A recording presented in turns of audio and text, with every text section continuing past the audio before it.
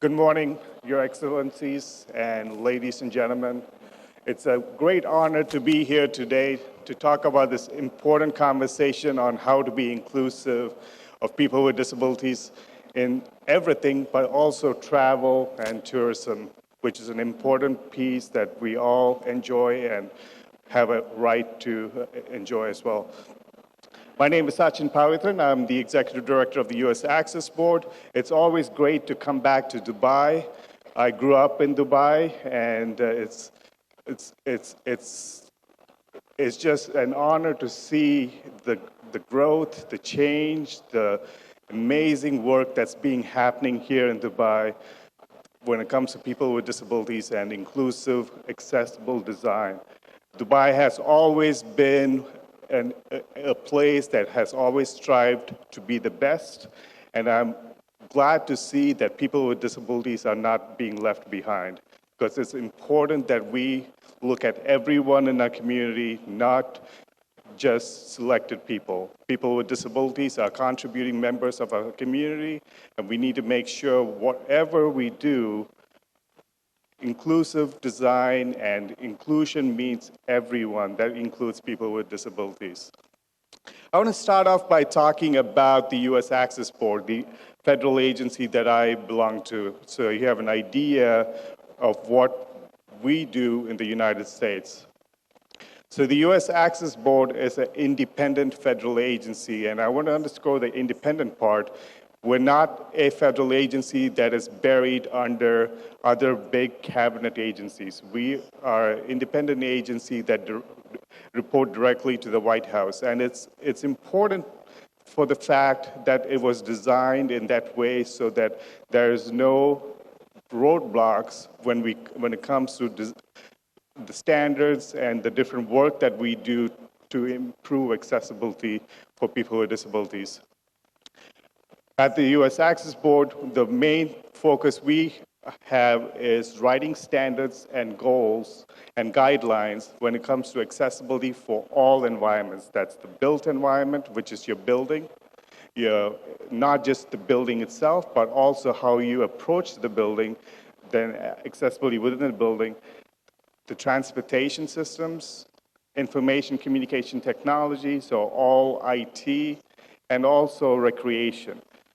Our role is to write standards and guidelines, but we do not enforce the standards and guidelines. We give the authority to other federal agencies to enforce them. So with the expertise that we have at the U.S. Access Board to write these standards and guidelines, we ensure that accessibility is a high priority for the administration. So when whichever administration is in the White House, we have the conversation to make accessibility the part of the all conversation that the federal government has, so that people with disabilities are not left behind. Even though U.S. Access Board is a U.S. federal agency and our role is to impact the accessibility of the United States, our role is not just to influence the U.S. Sorry.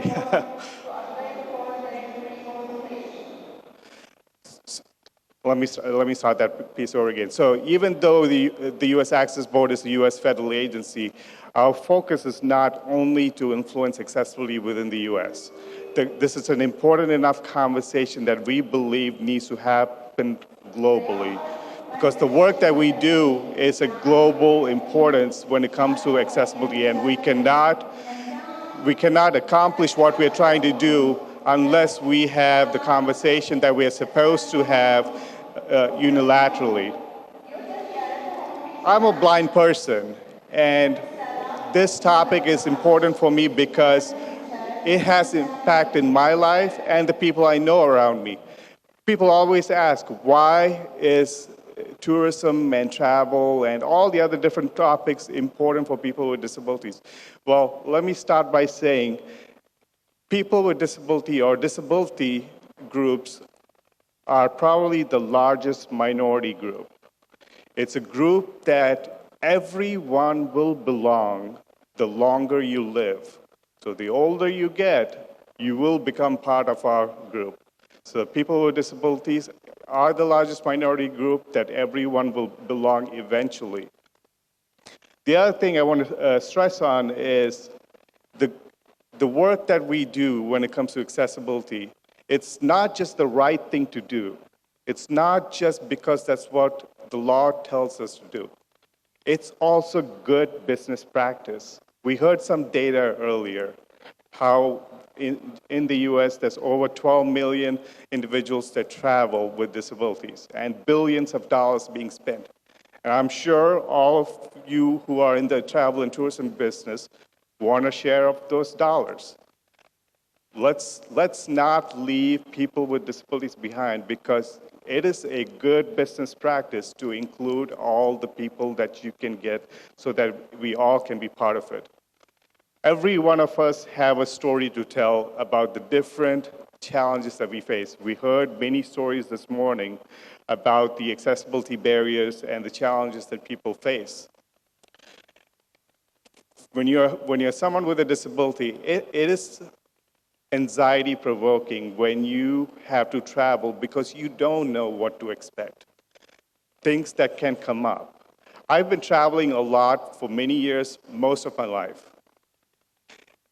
When I was getting ready to come here to Dubai, even though I've come to Dubai many times, even though I grew up in Dubai, it was still high anxiety provoking, because I was not sure what to expect, because every time is different, because accessibility is always a challenge. And I'm not even talking about when I get to Dubai. I'm talking about from when I leave my house till I get to my destination, until I do everything I need to do and get back home. This time when I was coming, I live in Virginia, and I've left my home, got to the airport in Virginia. Like most people with disabilities, I asked for some assistance when I got to the airport.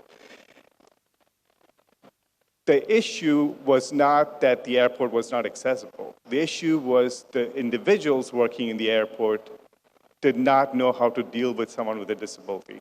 It's always different when you travel. Sometimes you get someone who wants to listen to you. Sometimes you get someone who doesn't want to listen to you. Accessibility is important, but also people's reaction to people with disabilities is also important. When you work in travel and tourism, you also need to listen to the people with disabilities. So my experience this time around, as soon as I got to the airport, I said I needed some assistance to get to my gate. Well, the individual I was speaking to said, sure, we'll get someone and we'll put you in a wheelchair and we'll take you to the gate. So I said, no, I don't need a wheelchair. I'd like to walk with someone.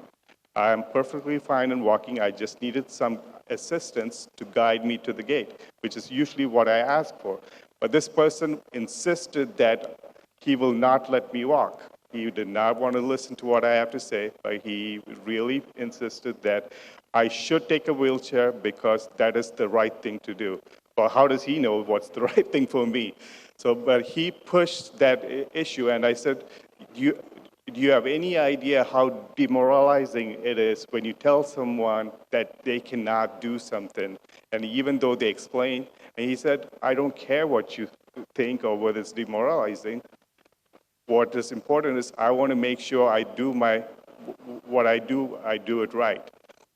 Obviously, he was not listening to what I had to say, and that alone was anxiety provoking for me to say, okay, here I'm starting my journey and I'm already getting challenged with one issue or the other.